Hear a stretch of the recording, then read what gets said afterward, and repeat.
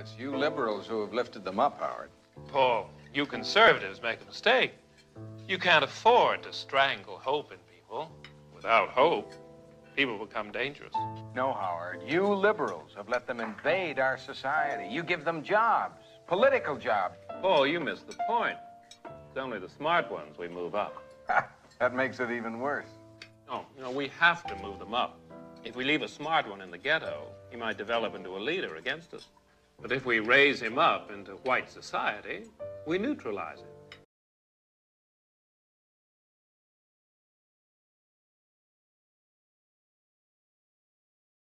I just told you a little while ago, these leaders that they call leaders, this included Lena Horne, this included Dick Gregory, and this included comedians, comics, trumpet players, baseball players.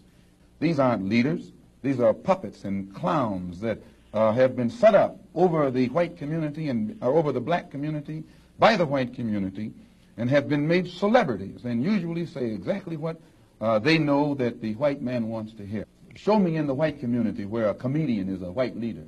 Show me in the white community where a singer is a white leader, or a dancer or a trumpet player is a white leader. And again, all these things are documented. It's not something that I'm speculating about, but I want you to understand the flow. I want you to understand the pattern that's happening, because part of what like I said, people don't want to believe that these things are actually happening because they're blinded by this matrix that we're in. We're blinded by the mainstream media, and like I said, they perfected how to use mainstream media and the press. They perfected how to use the arts. So music and entertainment and movies and television stars are all part of this plan. They use governmental officials. So a lot of these governmental officials, they either want to get promoted into this system, and so they compromise, or many of them, they catch them in a compromising position and they blackmail them. And so they have to carry on the very strategy that's taking place. But this is not a new thing. It's the same thing that's repeated itself over time. And the Bible talks about all of these things and how this has come to pass. So we have to have our eyes open and our ears open. We can't fall victim. When you see this whole thing with Colin Kaepernick, this is classic Illuminati New World Order strategy. It's called controlled opposition. It's called controlled opposition. It's also something called the Hegelian dialectic that they use over and over again. For instance, in the Roman Empire, what they wanted to do is they wanted to persecute Christians in the beginning when Christianity first started becoming prevalent in the Roman Empire. And so they staged a fire. They caught one of the governmental buildings on fire, and they blamed the Christians so they could persecute the Christians. And then when you understand in Nazi Germany, they did the same thing. I think it's called the Reichstag fire or something, that they actually caused the fire, and it's called a false flag event, this major event, and they blamed the Jews so that they started to lock up the Jews. The Gulf of Tonkin in the 1960s, the United States government staged an event where they acted as though American warships were fired on by Vietnamese. And so it gave them the right through Congress for us to go to war with Vietnam. So these are things that have happened historically. It's nothing any different. It's called controlled opposition. So they control the narrative by raising up people that are supposed to be fighting against the very issue. It's also known as the Hegelian dialectic. So what they do is they'll raise up someone like a Colin Kaepernick to act like he's fighting against racism and discrimination, but in essence, he's actually carrying out their narrative. And so what happens is, because they're actually pushing the narrative, they're controlling the message, and because of that, the problem will never get solved, because it's not, they're trying to use a solution that doesn't work. What do I mean by that? And you know, I've heard people compare, and I'm not saying Colin Kaepernick doesn't have the right, or the NFL players don't have the right to kneel, but I'm trying to bring awareness so that we don't keep getting taken advantage of, especially black people. We keep getting taken advantage of because they understand that we operate on an emotional level, and because we're operating on an emotional level, we're easy to manipulate. And so now, because President Trump tweets against the kneeling players, Now, guess what happens? Everybody's jumping on the bandwagon, even those who didn't kneel with Colin in the very beginning, because they're emotionally getting attached to being against President Trump instead of being for the issue. And the reason I say that even though he has the right to speak out or do whatever he wants to do, because he does, we're in the First Amendment, United States of America, but you can't solve a problem that you're not offering a real solution. Because what does kneeling at the national anthem have to do with police brutality? Nothing. Absolutely nothing. It's not a false flag, but it's a distraction. It's controlled opposition. So people can say, yeah, they're fighting against discrimination. If we really wanted to fight against police brutality, why wouldn't he stage a protest at the police station or the mayor of the cities where these things are happening? Why go to the football game and you're basically arguing with people that aren't the problem? So the NFL owners aren't killing people, right? They're not shooting young black kids down. The white people that, 80% of NFL people that pay for tickets and go to the game are white people. They're not shooting black kids down in the neighborhood, at least, for the most part, they're not.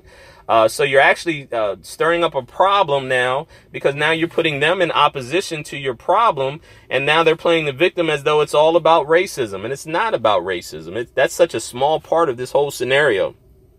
But because of the emotional part of it, now you got some people want to burn Nikes, and some people want to go buy extra Nikes, just because of this issue. But it's part of the controlled opposition. LeBron James, the same thing. And one of the things that you'll know when you know that they're basically getting bought and paid for is when they get a huge contract, when they get these huge contract offers. Nike has admitted they've been paying Colin Kaepernick a whole bunch of money behind the scenes, even though he's not playing for the NFL right now. LeBron James signed a $500 million plus contract with Nike. These are lifetime contracts. And so in return, they have to carry out the agenda. And the thing that I say to black people all the time is black people are always complaining about white supremacy. Do you think that the people that own Nike aren't part of white supremacy? Do you think that the people that own CNN or Fox News or these major media outlets, do you think that they're not part of white supremacy?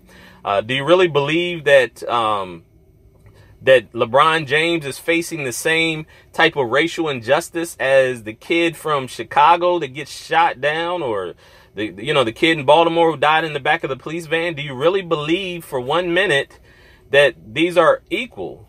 If LeBron really wants to do something, why doesn't he go to the police stations to fight the injustice? Why doesn't he go and help to identify judges that will get elected into judge seats, so that they, on a local level, so that they can make sure that people get equal justice? Why? Those are the things that really solve the solution. I heard someone compare Colin Kaepernick with Rosa Parks and the protests the lunch counters, when they sat at the lunch counters. Now, that's an absurd, and it's not they're not equal. Why are they not equal? Because Rosa Parks was protesting laws that said that black people had to sit in the back of the bus or give up their seat for a white person. So she went to the bus where the law was in place, the policy was in place, and sat in the seats that she wasn't supposed to sit to.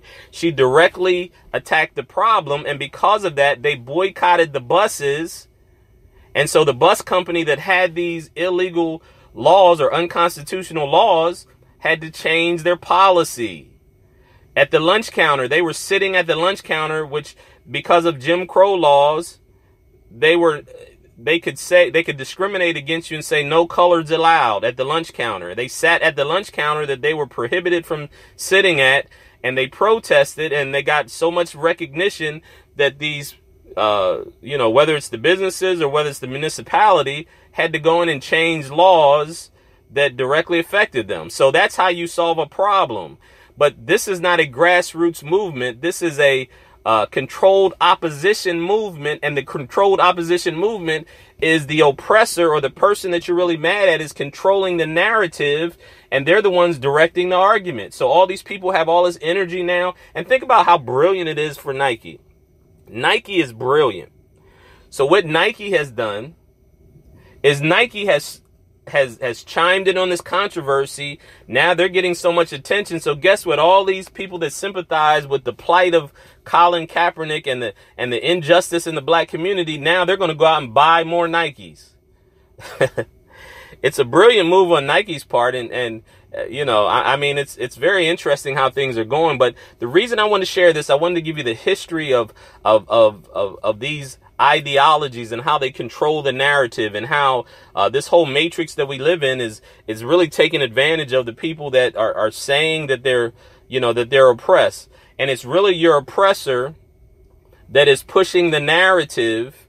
And so when we put all of our energy behind the narrative that's being pushed by our oppressor, we never get solutions. We never get real solutions. If you really believe in white supremacy, you have to believe that white supremacy are the you know, I talked about the Illuminati or the ruling elite. You know, these are the people that we don't sit at their tables. We don't sit, you know, we're not in their meetings when they have meetings, you know, whether it's the Bilderberg Group, the Trilateral Commission, the Order of the Illuminati, you know, there's several other organizations, the Boule, the Black Boule. There's many organizations that are part of these secret societies, and you're not a part of those. So you got to realize that this is called controlled opposition. It's something they've developed for a long time. They are actually using the media and entertainment and all these other places. They're using it to control the narrative so that you use all your energy in a non-productive way, and it will never solve the problem. And the biggest danger of this is that once you get to a point where you protest based on their narrative, and just to let you know, Black Lives Matter as well. Black Lives Matter was funded. They got millions of dollars, tens of millions of dollars in contributions from George Soros, who was actually a Nazi sympathizer from Austria in World War II. He doesn't care about black people either. He was part of the Nazis. He helped the Nazis in World War II. So anyway, so again, it's controlled opposition. They shape the narrative. They use the media, they use entertainers, they use popular people in order to promote their agenda. And in return, these people get a whole bunch of money. They get rewarded handsomely. You know, Colin Kaepernick he's not struggling. You know, not that I'm against people being wealthy, but the real story has to come out. So, and ultimately, the reason I'm saying all this is when you are walking by the flesh and not by the spirit, you're going to get manipulated and controlled by those who control the fleshly lusts, right? The prince of this world. And then people will spend their time and their energy following after this controlled opposition narrative. Nothing ever gets changed, and the only thing it does is leads to complacency, because in the future, when they show you another black kid that gets shot by a cop, most people, especially young people, are going to say there's no use in even protesting. Nothing ever changes. This is just how things are supposed to be. And when that happens, then you're worse off than when you started. And so if you do want to protest something, have the right strategy, have the right time and the right place. Again, if you are protesting police brutality, go to the police, go to the police chief, go to the mayor of the city, go to the areas where this is happening. If you really believe that this is something, if you think there's some kind of injustice in the world, go to the place where this injustice is happening. Don't kneel at a football game. That's not helping anything. It's only making things worse. It's only making people argue and fuss more, because there's never, and I promise you, most of the people that are against the kneeling, very few people are inherently saying, yeah, I think it's okay for black people to get harassed by police. That's not the case. That's not the narrative. That's not what's going on. But what they are saying is, you're disrespecting the flag. That's what's going on in their mind. And what they are saying, because I've talked to people and I hear them saying, is, what does kneeling against the flag have to do with a kid that gets shot or abused by a police officer? The other thing that you'll hear them say is that how hypocritical is it for this multi-million-dollar athlete to protest the very nation and the very system that allowed him to be rich and famous? Because here's what they're saying. I'm telling you, this is the narrative, and it makes sense. Because if it was that unfair, how can a black person be making get a $100 million contract and start for an NFL team? How could that be? if that's the case. And also that if they were in any other country in the world, they wouldn't be making, tens of millions of dollars playing a game. This has been Dr. Joe Green. Until next time, peace and blessings to you. And I just pray you have an open mind. Don't just listen to the narrative that you're being fed. Understand that the prince of this world, this matrix that we live in, is basically a controlled opposition against God and his plan as well. So until next time, peace and blessings to you. Shalom, shalom. We know the government watches us, but what about when government surveillance changes the course of history? In the 1960s, the U.S. government started a program called COINTELPRO, or the Counterintelligence Program. The program was a series of secret FBI initiatives targeting activists, political, and minority groups. The American Indian Movement, the Black Panthers, Martin Luther King, women's and civil rights groups, Vietnam War protesters, and anyone who got the government seeing red. Tactics used included infiltration and surveying and discrediting leaders and causes in order to undermine entire movements and organizations. But a lot of what COINTELPRO did was illegal, and it was officially disbanded in 1971.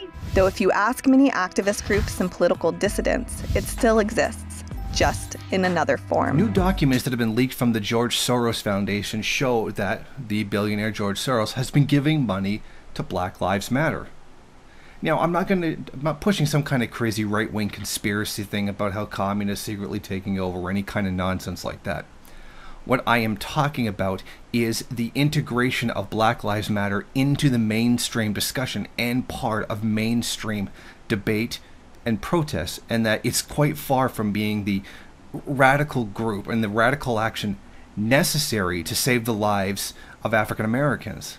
What's important here is to point out how it's being normalized and turned into, or seemingly it always was, just a liberal protest group. Now here's exactly what the Soros Foundation in the leaked documents had to say about the group. Recognizing the need for strategic assistance, the U.S. Programs Board approved $650,000 in Opportunities Fund support to invest in technical assistance and support for the groups at the core of the burgeoning Black Lives Matter movement. While these emerging groups have mobilized communities with a force that captured the nation's conscience, behind the scenes they had invested much less time in reflection, strategy development, and future planning. U.S. programs provided the space through a grant from the New York Venture Fund, which supported a series of planning convenings for different aspects of the movement. The highest profile events, the Black Lives Matter convening in Cleveland and the Law for Blacks gathering in New York, yielded strong, promising critique of efforts to date and a potential blueprint for strengthening the movement going forward. And I think this is a fair critique of Black Lives Matter. They haven't really put forward anything in terms of a long-term plan for achieving, a cessation of the killings of black people by police. And you kind of need that if it's the thing that you're trying to carry out. Like,